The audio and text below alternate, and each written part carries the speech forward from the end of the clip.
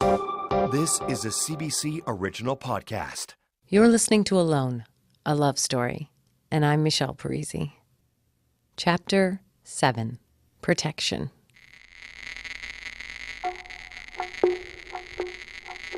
The kindness of strangers. It's been 3 days since the bomb dropped. I'm driving home from work. I've slept maybe 2 or 3 hours the past few nights, and then only with the help of sleeping pills and whiskey. The pain in the place where my heart once was is something awful. I drive straight up to the liquor store and buy a bottle of Southern Comfort. I'm 37 years old, and this is the first time I've ever bought a bottle of booze for the express purpose of drinking it alone. I'm pretty sure everyone in the store can tell there's something wrong with me. I carry the bottle out by the neck. No bag. Nothing. Even though it's February, there's some kind of freak weather system happening that's mirroring the freak weather system in my marriage. It's really warm out, and everyone's walking around in t-shirts looking slightly confused and unsure. The windows in my car are rolled down as I pull out of the parking lot, making a right turn onto a major street without looking first. I cut a car off, and the guy is not impressed. He immediately starts honking, and since his windows are also down, I can hear him screaming at me. For the next few minutes, he follows close behind me, honking the horn and yelling. I'm shaking so hard, I can't handle his anger because I'm nothing but a thin thread of a person over here.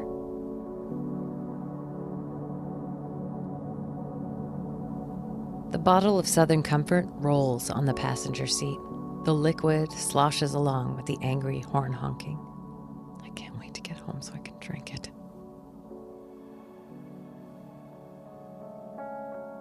I think of how only 1 month ago, the husband and I were on vacation, on the beach, dancing close, talking about how we were going to do better, how this year was going to be ours. We kept calling it our second honeymoon.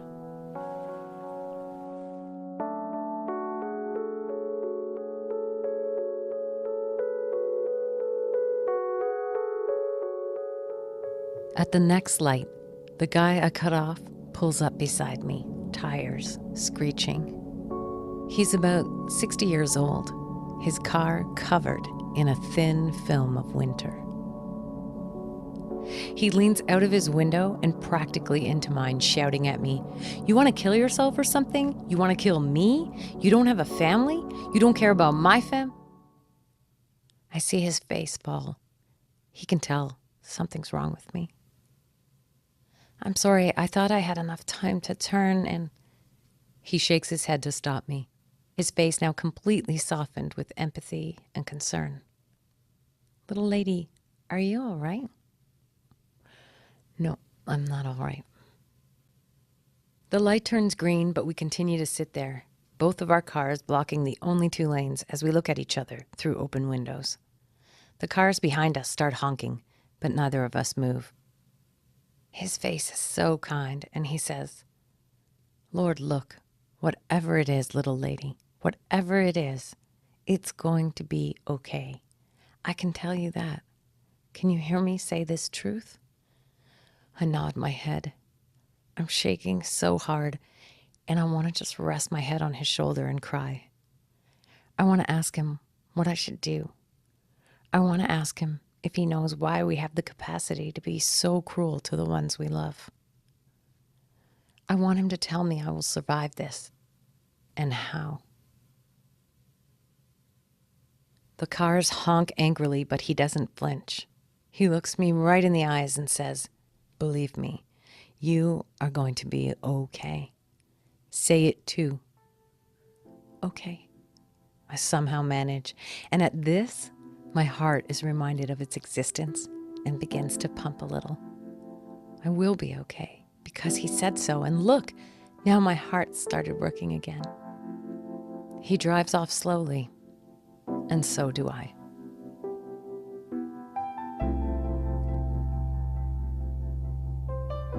Life is unpredictable. Sometimes it can be so cold your bones can't stand it, and then there's a freak warm spell, and the next thing you know, you're walking around in a t-shirt, confused.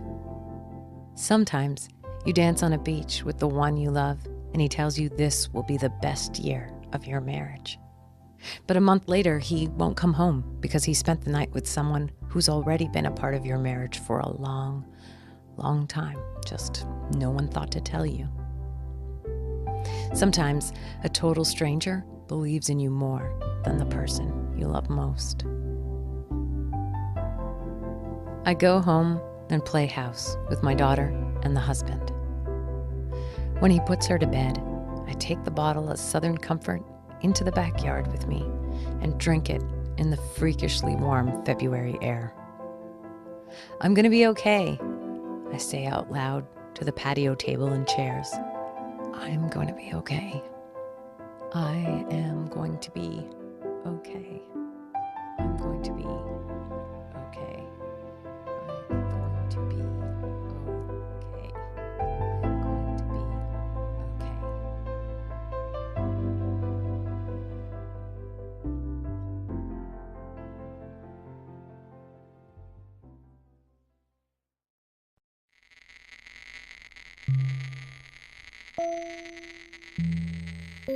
Neighbors.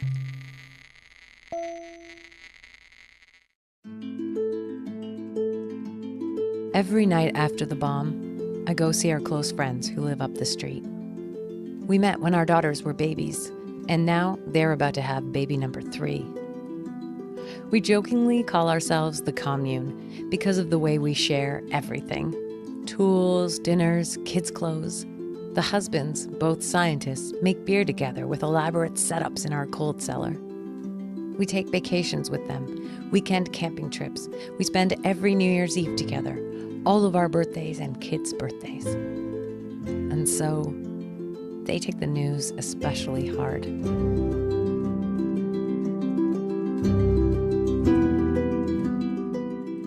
I cry and cry in their living room, drinking all their wine, while my friend, the chemist, paces.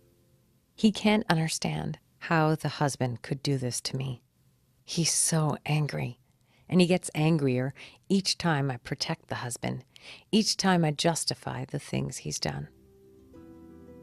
His wife, my dear, dear friend, the practical one, sits beside me, so I move on to other neighborhood friends.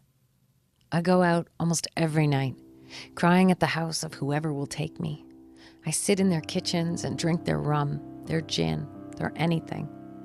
I go through all their Kleenexes. The husbands all have angry, tight jaws as I cry with their wives. He was their friend, but maybe he was really just a stranger. Meanwhile, for the whole 2 months until we move out, the husband stays home every night. I will lose my mind if he goes out, and he knows it.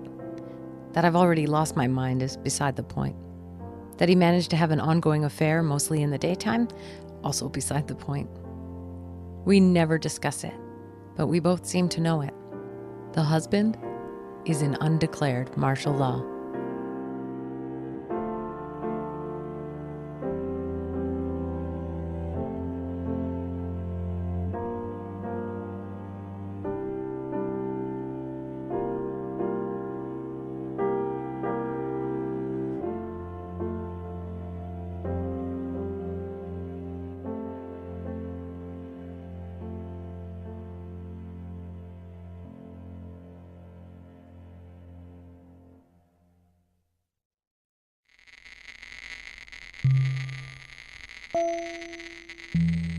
Irish blood, Italian heart.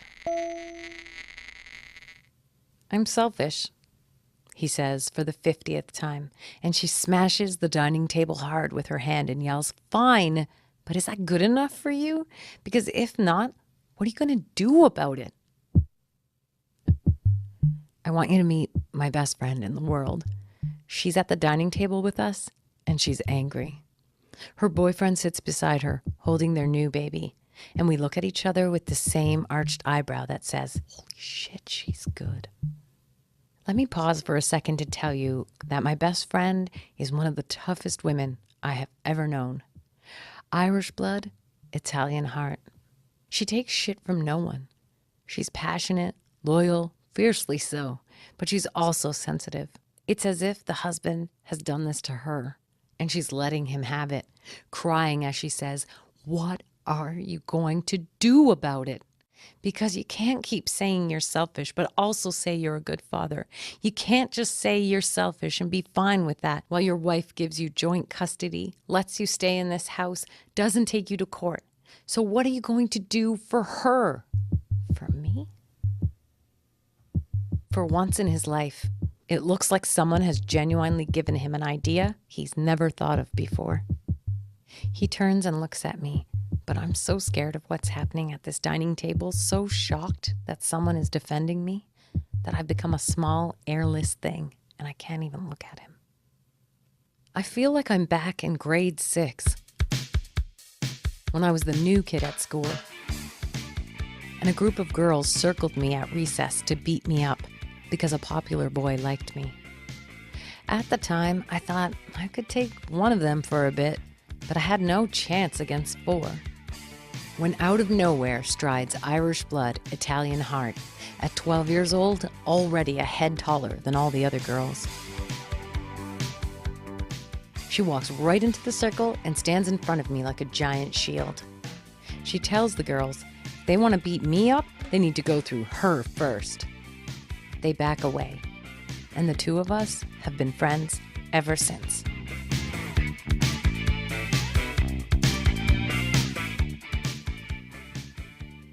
Now here she is, 25 years later, defending me again, only this time with tears streaming down her face.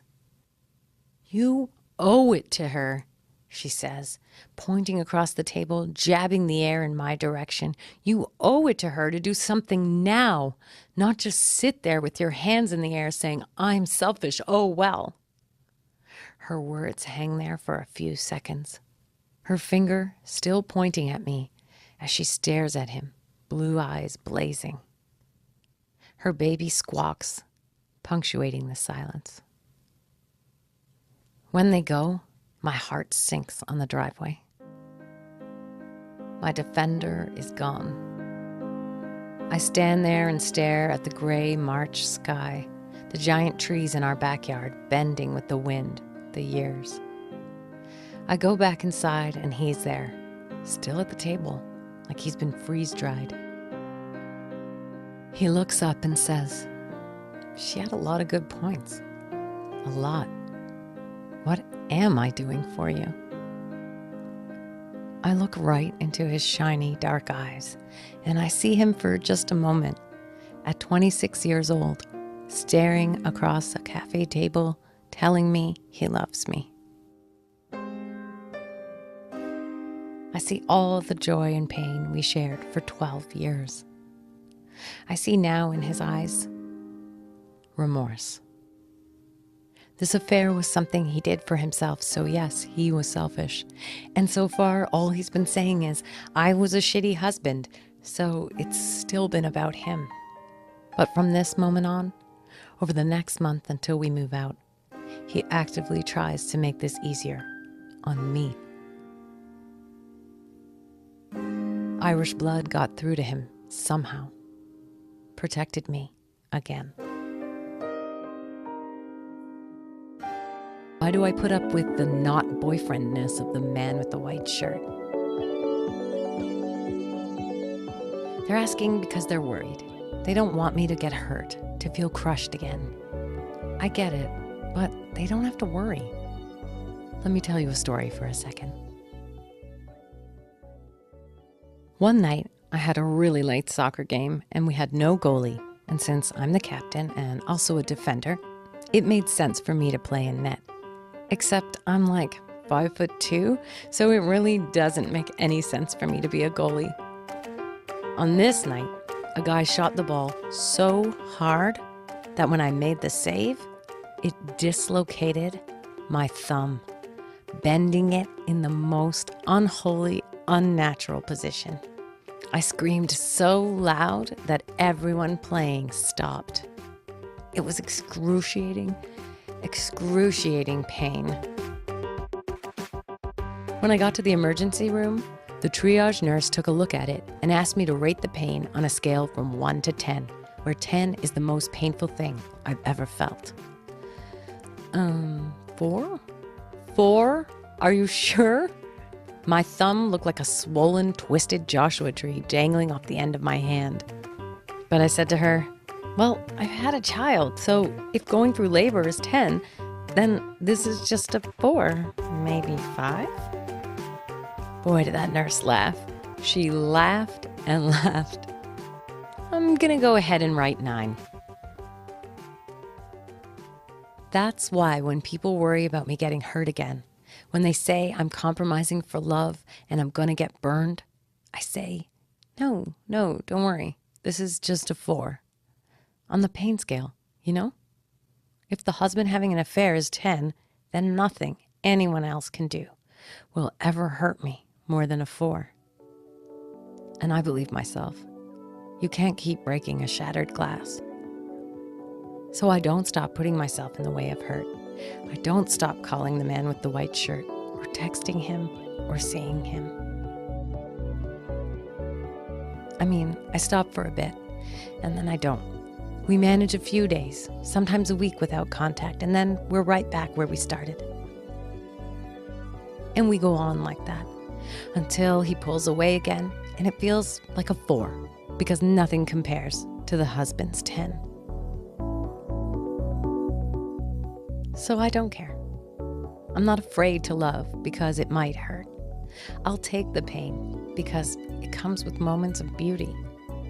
I know when it comes to love, there's no such thing as 0 on the pain scale. So I tell my friends, I'll be fine. I'll be fine.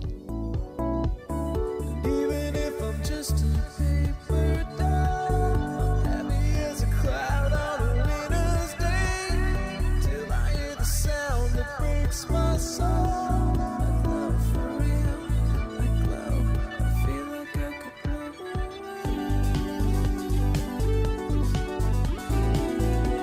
Is mixed and produced by me and Veronica in our hometown of Toronto. Our theme music is by Yahenda. Explore more at cbc.ca/alone. It's my digital scrapbook with art, videos, music, and the story behind the story I'm telling. Stick with me. I want to tell you about leaving home.